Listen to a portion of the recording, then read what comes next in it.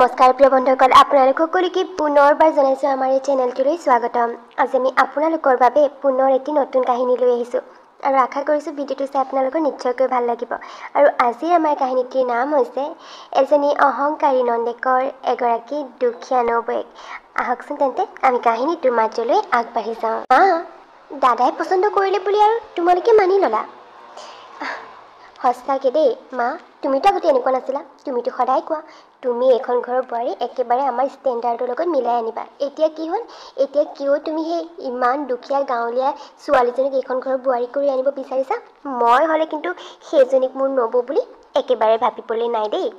মাজনী, আগতে মই তেনেকৈ কওঁ হয়, পিছে জোনালী কিন্তু বেয়া ছোৱালী নহয়। ছোৱালীজনী বৰ ভাল। আমি লগ পাইছোঁ নহয় তাইক। চাবলৈ যাওঁতে ইমান ভাল ব্যৱহাৰ পাতি কৰিছে। গতিকে ধনী দুখীয়া সেইবোৰ আৰু এতিয়া মই চিন্তা কৰি থকা নাই। ককাইৰো সুখ এতিয়া পূজাৰ লগতে যেতিয়া, কিনো কৰিবি। আৰু তয়ো এবাৰ যদি তাইক লগ পাওঁ, চাবিচোন তোৰো মন একেবাৰে গলি যাব। কথাই বতৰাই খুবেই ভাল। গতিকে চাবিচোন এইখন ঘৰলৈ তাই বোৱাৰী হৈ অহাৰ পিছতে কেনেকৈ সকলোকে মৰমেৰে বান্ধি ল'ব। তোমালোকে যি কোৱা, কিন্তু মই হ'লে একেবাৰে ভাল পোৱা নাই। মই এতিয়া মোৰ লগৰ ছোৱালীবিলাকৰ আগত লাজে পাব লাগিব যে মোৰ দাদা হৈ ইমান দুখীয়া ঘৰৰ ছোৱালীজনী বৌ কৰি আনিছে আমাৰ। এই তেনেকৈ কিয় কৈছ বাৰু? ককায়েৰে শুনিলে জানো বেয়া নাপাব? গতিকে এইবোৰ কথা আৰু এতিয়া উলিয়াই নাথাকিবি। আমি সকলোৱে মানি লৈছোঁ যেতিয়া তোৰ মানি লোৱাৰ আপত্তিনো কিহৰ? আৰু মই কৈছোঁ নহয়, পূজাক এবাৰ লগ পাবলৈ দে। লগ পোৱাৰ পিছত তোৰো তাইক ভাল লাগিব চাবিচোন। তই সেই তেতিয়া আকৌ বৌকে একেবাৰে পিছেই নেৰাহবি। তেনেকুৱা কেতিয়াও নহয়, চাই থাকা তুমি। তোমাৰ আৰু পাপাৰ লগত হ'ব পাৰে। তুমি আৰু পাপাই হাঁহি হাঁহি একেবাৰে বোৱাৰী বুলি একচেপ্ট কৰি ল'ব পাৰা, কিন্তু মই নকৰোঁ বৌ বুলি একচেপ্ট। এতিয়া মই মোৰ ফ্ৰেণ্ডছবিলাকক বিয়ালৈ মাতিম বুলি ভাবিছিলোঁ, সেয়াও মাতিব নোৱাৰোঁ। কাৰণ সিহঁতে বিয়ালৈ আহিলেতো দৰাৰ লগতো যাবলৈ ওলাব, আৰু দৰাৰ লগত গ'লেতো সেই দুখীয়া বৌজনী চৰি বৌ নহয়, তোমাৰ সেই দুখীয়া বোৱাৰীজনী ঘৰখন দেখিলে মোৰহে ইনচাল্ট হ'ব। হৈছে নিকিতা, ৰাজৰ ভনীয়েক।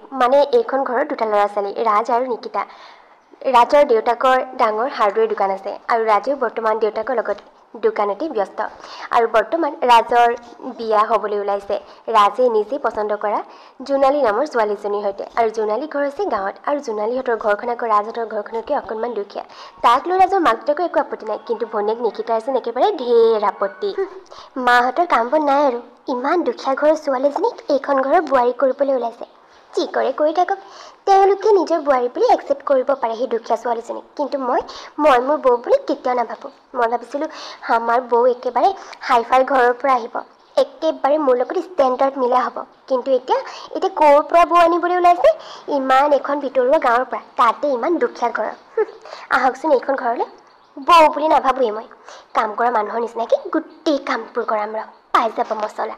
আৰু চাওঁতে এইফালে ৰাজ আৰু জোনালী বিয়াখন পালেহি। বিয়াখন খুবেই ধুমধামেৰে হৈ গ'ল। বিয়াৰ পিছত জোনালী নতুন ঘৰখনলৈ আহিল ন বোৱাৰী হৈ, আৰু ন ছোৱালী হৈ আহিয়েই শাহুৱেকৰ হাতৰ পৰা যেন গোটেই ঘৰৰ দায়িত্ব তাই লৈ পেলালে।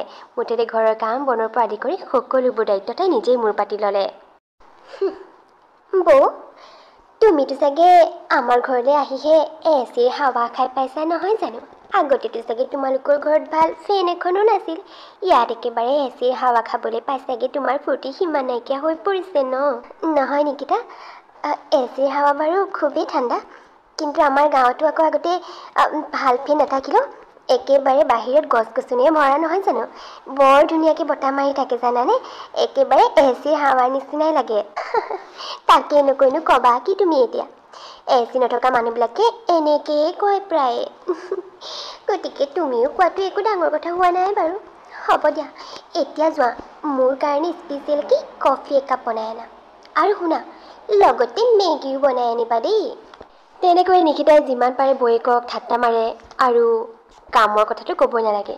ইটোৰ পিছত সিটো কামৰ যেন কাম কৰা মানুহক অৰ্ডাৰ দিয়া নিচিনাকৈ অৰ্ডাৰহে দিয়ে তাই। কিন্তু বৌয়েকে তাইক এইবোৰ কথাত কেতিয়াও বেয়া নাপায়। বৌয়েকে তাইক নিজৰ ভনীয়েকৰ নিচিনাই মৰম কৰে। বৌ শুনাচোন, আজি মোৰ বেষ্ট ফ্ৰেণ্ড এজনী আমাৰ ঘৰলৈ আহিব লাঞ্চ কৰিবৰ কাৰণে। মাক মই কৈছোঁ, মায়ে গোটেইখিনি বজাৰ ৰবিনক কৰিবলৈ অলৰেডি দি দিছে।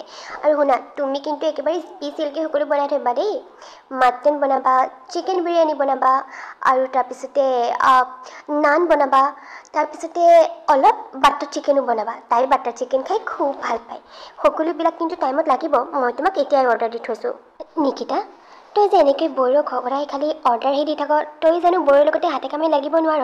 দুদিনৰ পিছত তোকো বিয়া দিবলৈ হ'ব, আৰু এতিয়াও তই এই ঘৰৰ কাম বন বুলিবলৈ একো এটাই নকৰ। বৌৰ লগতে জানো কাম বনবোৰ শিকি থাকিব নোৱাৰ তই? অ' মা, তুমি মোৰ কথা চিন্তা কৰিব নালাগে। মই এনেকুৱা এখন ঘৰলৈ বিয়া হ'ম যাৰ ঘৰত ৩-৪জন কাম কৰা মানুহ থাকিব। গতিকে মই কামৰ কথা চিন্তা কৰিব নালাগে। আৰু তোমাৰ বোৱাৰী তুমিচোন আনিছা এনেকুৱা কাম কৰাৰ যোগ্য, মানে আমাৰ নিচিনা ধনী ঘৰ এখনৰ পৰা বোৱাৰী এজনী আনিলে বেলেগ কথা আছিল। সেইজনী বৰ মোৰ লগত ষ্টেণ্ডাৰ্ড মিলি থাকিলেহেঁতেন, চ' মই কাম কৰিবলৈ নকৰোঁহেঁতেন। কিন্তু এতিয়া আকৌ তোমাৰ বোৱাৰীৰ যোগ্যই কাম কৰোৱাৰ, গতিকে কামটো কৰাবই লাগিব। তেনেকৈ দিন পাৰ হৈ গৈ থাকিল, আৰু চাওঁতে চাওঁতে প্ৰায় ৬-৭ মাহ পাৰ হৈ গ'ল। আৰু এতিয়া নিকিত আৰু দেউতাকে বিয়া ঠিক কৰি পেলালে তেওঁৰে বন্ধু একেজনৰ পুতেকৰ লগত। তেওঁলোকো খুবেই ধনী ঘৰৰ, গতিকে নিকিতাই বিয়াৰ বাবে অলপো আপত্তি নেদেখালে।